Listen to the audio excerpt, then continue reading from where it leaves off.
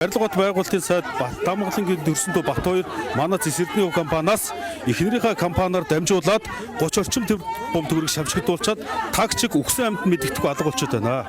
Бид нар саяхан цагаан сарын өмнө хүн авилгатай тэмцэх газар 10 гаруй биш 7000 орчим хувьцаа эзэмшдийнхэн гарын үсэгтээ энэ хулгай лөөвөртэй холбоотой асуудлуудыг яаралтай шийдээд өгөөч гэсэн бас байхгүй. Өгсөн амьд мэддэхгүй алга болсон.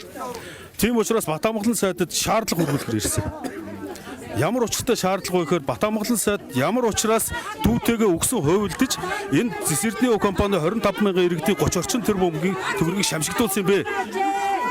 Буцааж өгөөч тий.